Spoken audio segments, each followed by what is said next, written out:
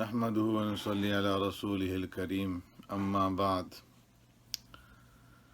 استاذ الکل حضرت مولانا مملوک علی صاحب نانوتوی رحمۃ اللہ تعالی علیہ کے واقعات میں سے لکھا ہے کہ مولانا مملوک علی صاحب رحمۃ اللہ تعالی علیہ بڑے منکسر المزاج، صاحب مروت، خوش اخلاق، متقی، پرہیزگار، عبادت گزار اور سادہ طبیعت والے انسان تھے۔ ایسا معلوم ہوتا ہے کہ نفسانیت کا ان کے اندر نام و نشان بھی نہ تھا۔ حکیم الامت حضرت مولانا اشرف علی تھانوی رحمۃ اللہ تعالی علیہ قصص الاکابر میں ان کا ایک واقعہ لکھتے ہیں، فرمایا کہ مولانا مملوک علی صاحب ہمیشہ دلی آتے اور جاتے رہتے تھے۔ جب کاندیلا سے گزرتے تو بائیں سڑک پر گاڑی کو چھوڑ کر ملنے آتے مولانا مظفر حسین صاحب رحمۃ اللہ تعالی علیہ۔ پہلے ان سے یہ پوچھتے کہ بھئی کھانا کھا چکے ہو یا کھاؤ گے۔ اگر انہوں نے کہا کہ کھا چکا تو پھر کچھ نہیں، اور اگر کھانا نہ کھایا ہوا ہوتا تو کہہ دیتے کہ میں کھاؤں گا۔ تو مولانا مظفر حسین صاحب رحمۃ اللہ تعالی علیہ پوچھتے کہ رکھا ہوا لا دوں یا تازہ پکوا دوں؟ چنانچہ ایک مرتبہ فرمایا کہ رکھا ہوا لا دو۔ اس وقت صرف فرمایا کہ کھچڑی کی کھرچن جو ہے وہ موجود تھی، تو مولانا مظفر حسین صاحب رحمۃ اللہ تعالی علیہ اسی کھچڑی کی کھرچن کو لے کر کے آئے اور ان کے سامنے رکھ دی، اور فرمایا کہ بھئی رکھی ہوئی تو یہی تھی۔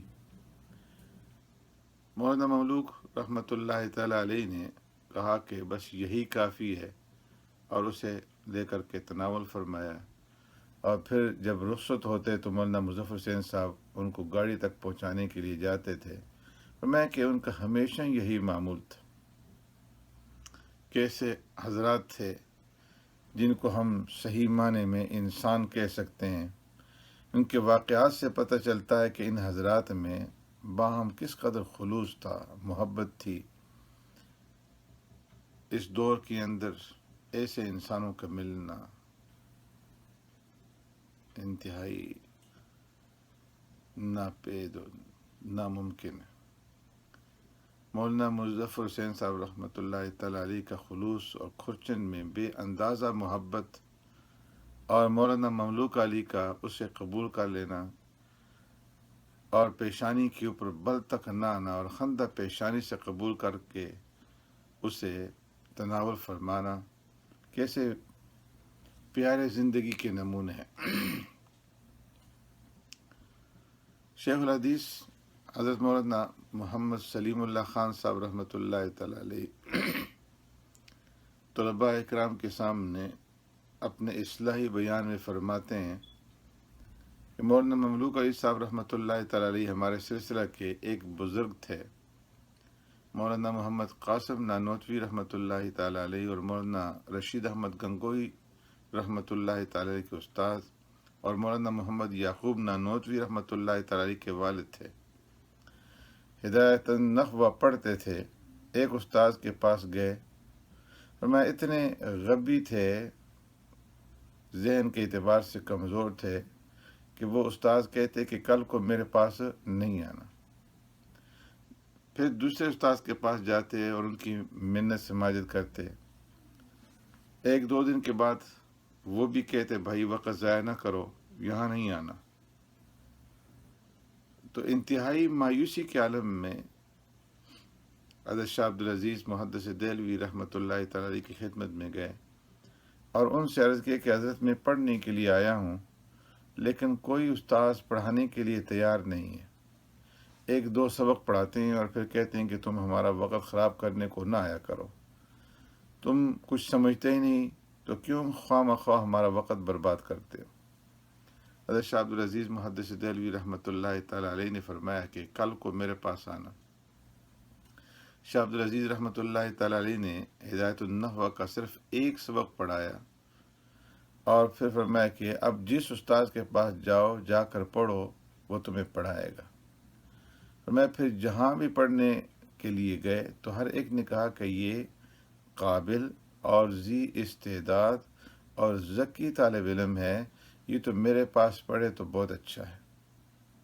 یہ ہوتا ہے اللہ تبارک و تعالیٰ کی طرف سے انعام کہ جس کو نمایاں اور ممتاز کرنا چاہتے ہیں تو اس طرح انتظام فرما دیتے ہیں۔ آپ تواضع کو اپنا شعار بنائیں، انکساری اور اس کے ساتھ وقار آپ کی پہچان ہو۔ حضرت مولانا مظفر حسین صاحب کاندیلوی رحمۃ اللہ تعالی علیہ کے واقعات حضرت اقدس مفتی محمد تقی عثمانی زیدہ مجدوم فرماتے ہیں کہ حضرت مولانا مظفر حسین کاندیلوی رحمۃ اللہ تعالی کا شمار بھی اکابر دیوبند میں ہوتا ہے۔ ان کے علم و فضل کا اندازہ اس سے لگایا جا سکتا ہے کہ وہ حضرت شاہ محمد اسحاق صاحب رحمۃ اللہ تعالی کے بلا واسطہ شاگرد اور حضرت شاہ عبد الغنی صاحب محدث دہلوی رحمۃ اللہ تعالی کے ہم سبق ہیں۔ وہ ایک مرتبہ کہیں تشریف لے جا رہے تھے کہ راستے میں ایک بوڑھا ملا جو بوجھ لیے جا رہا تھا۔ بوجھ زیادہ تھا اور وہ بمشکل اٹھا کر کے چل رہا تھا۔ حضرت مولانا مظفر حسین صاحب نے جب اس بوڑھے کو اس بوجھ کے نیچے دیکھا اور اس کی حالت دیکھی کہ یہ بوجھ اٹھانا اس کے لیے مشکل ہو رہا ہے تو وہ بوجھ ان سے لے لیا اور جہاں وہ لے جانا چاہتا تھا وہاں پہنچا دیا۔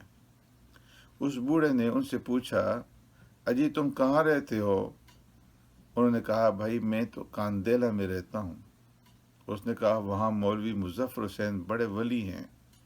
اور یہ کہہ کر مولوی مظفر حسین صاحب کی بڑی تعریفیں کی، مگر مولانا نے فرمایا، اور تو میں اس میں کوئی بات نہیں جانتا، ہاں نماز پڑھ لیتا ہے۔ اس نے کہا، واہ میاں، تم ایسے بزرگ کو ایسا کہو؟